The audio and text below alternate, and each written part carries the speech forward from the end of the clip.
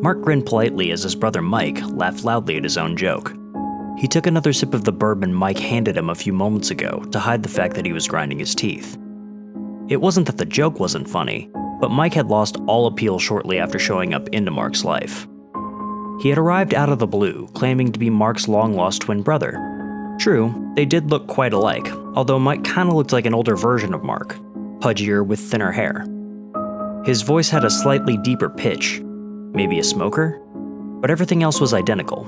Even their damn names were similar. Mark was adopted as a baby, so a missing sibling was plausible, and indeed, a DNA test confirmed this and everyone welcomed him. Even Mark did happily. At first. But Mark had soured on Mike's sense. It was almost as if Mike was out to destroy his life. Things started off innocently enough, Mike asking out Christy from work, whom he had pined over for years. That could have been a coincidence. They apparently hit it off at some local book club Mark didn't even know existed. Then, the promotion. He had been kissing his boss's ass for years at this crummy job. Yet, when their VP retired, Mike had somehow swooped in and wowed the bigwigs with intricate forecasts on how to maximize profits for the next decade. Mark never stood a chance. And those just scratched the surface. Every new opportunity Mark had seemed to be squashed for his brother's benefit in some way. He grimaced and downed his bourbon. Bastard. Who did he think he was? He glared at his brother who was watching him, smiling and silent now. What had he been saying? Mark groggily wiped his face. He felt woozy. He went to ask Mike something and fell to the floor. The ground was moist and cold. He had dirt in his clothes and his mouth. He tried to sit up, but found his arms bound behind him. What the fuck? He tried to ask, but his mouth was gagged. Hi there, Mark, Mike said, peering over him from the top of the hole, pine trees sprouting above him, suggesting they were in some forest. Mark struggled against the rope and stared at his brother, disbelieving. Mike laughed harshly. Oh, Mark, don't you see? This is for the best, brother. You would have fucked things up with Christy, and you would have lost our company millions because you're an inexperienced man-child masquerading in an adult's body. I know these things because once, long ago, I made all of these mistakes myself. But not this time. Now I get to fix everything once and for all. Just one more problem to solve. Mark had no clue what he was on about, but his eyes widened when Mike raised the gun and aimed it at his head. Goodbye, old me. Here's to the new me.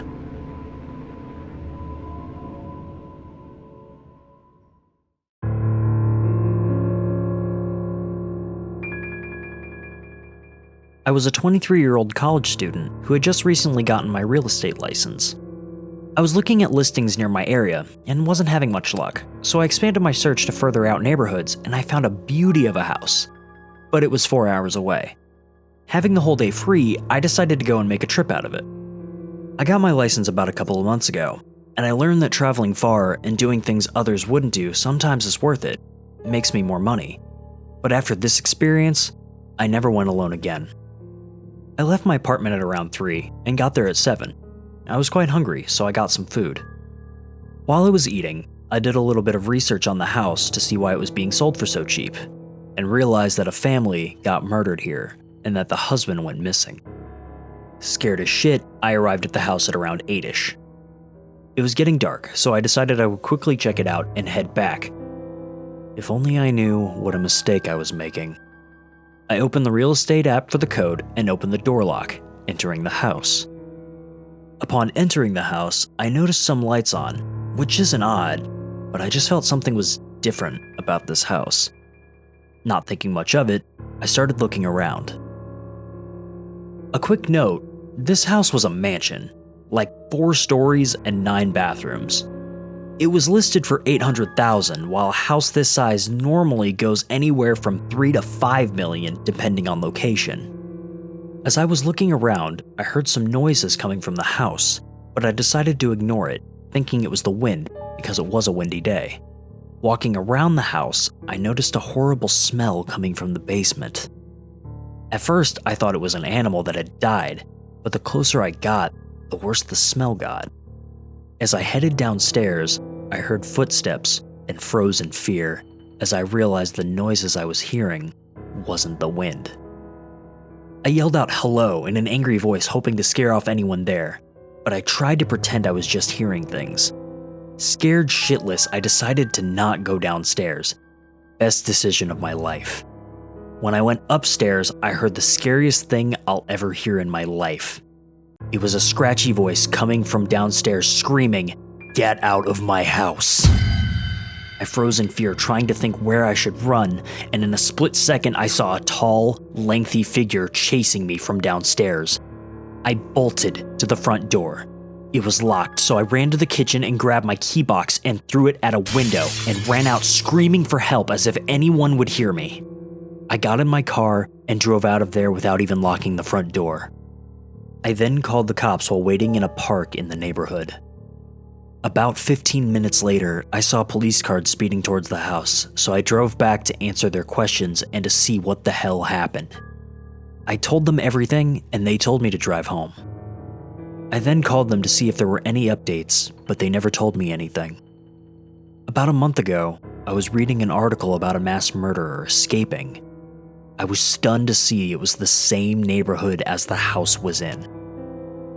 I read an article and it said there was a break-in that was reported when I was there, and that the police had found 3 dead bodies in a secret room in the basement. Words were written on the wall saying, "If you're reading this, it's too late." The reporter stated no one was found and that previous real estate agents were murdered by an unknown person. To this day, I go to houses with my gun and a friend. I wonder if what I saw was a man or a creature.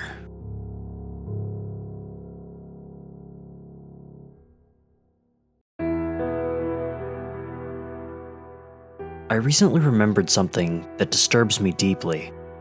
This truly shook me to my core, and my outlook on life has changed drastically because of this. As a teenager, you tend to think that you are completely invincible. Nothing can ever hurt you. This is not true.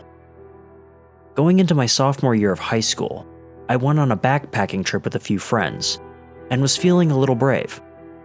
I decided that I was going to jump across some large rocks. It was one of the biggest mistakes of my life. My foot got caught in one of the cracks in the rock. I broke my ankle and smacked my head against the hard rock, leaving me concussed and in immense pain. I now have a permanent dent in my head, scarring on my foot, a crooked nose, and some missing teeth. I had to get airlifted to the closest hospital, and the rest of the trip was canceled.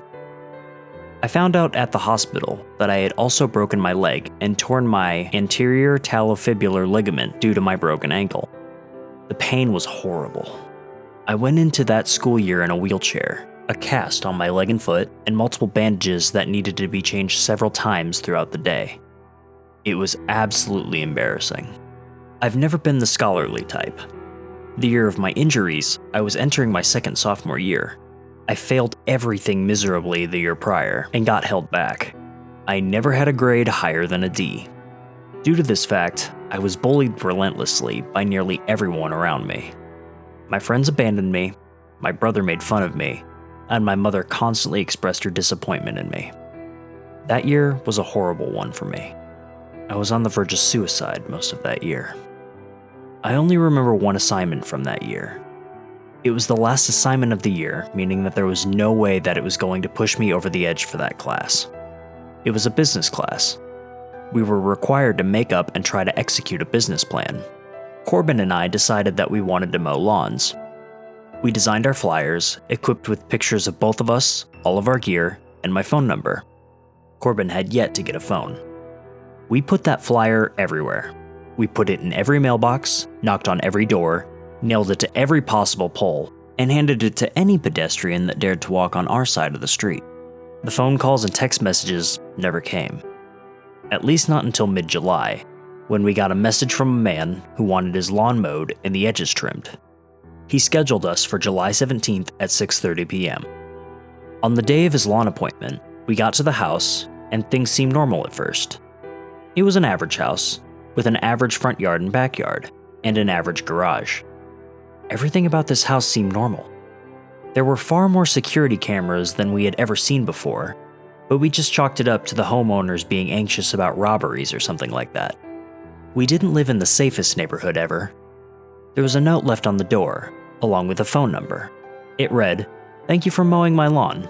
Behind this envelope is the cash to pay you. Please collect and mow my lawn. Call if you need anything. Thanks again. I'm most likely inside if anything is needed." The paper was rather dirty, as if whoever wrote it had been doing some yard work or something right before they wrote the note. There were dirty handprints all over the note. Regardless, we started working.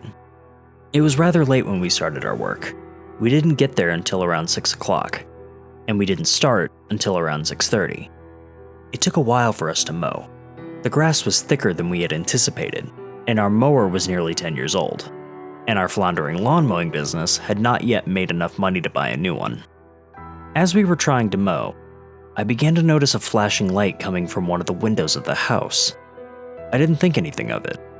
I thought that maybe the house owner was watching TV, or maybe they were turning on and shutting off lights or something. We kept working until my ankle had started to hurt. I took a seat and Corbin finished for the night. We collected our cash and went home.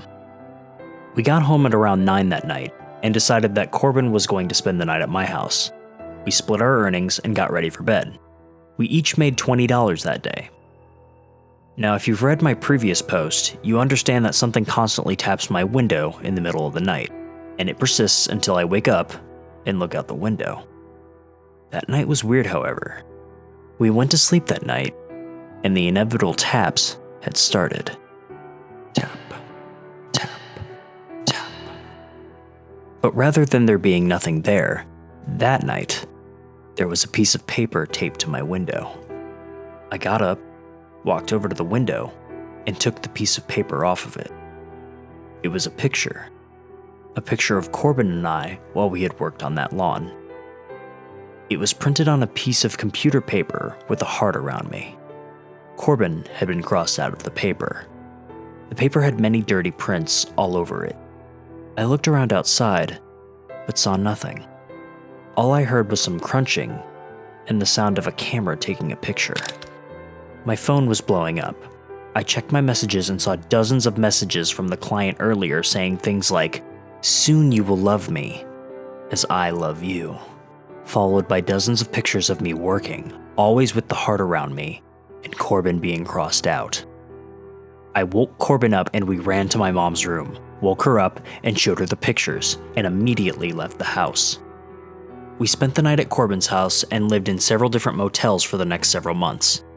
That night, my mom called the police, and while they couldn't help much, the fact that the police knew was at least a little comforting for me. It was a nice false sense of security. That's all I can remember right now. My mother is getting irritated with all of my questions, but I feel that I deserve to know all of the facts of what happened during my childhood. It's starting to drive me insane that there is so much mystery in my mind that I don't understand. I'll write again once I'm able to pry more information out of my mother, but for now, that's all I have. I'm looking through all of the pictures again, and I'm starting to feel sick to my stomach, because there is something out there sick enough to do this to a person for so long. This is real torture.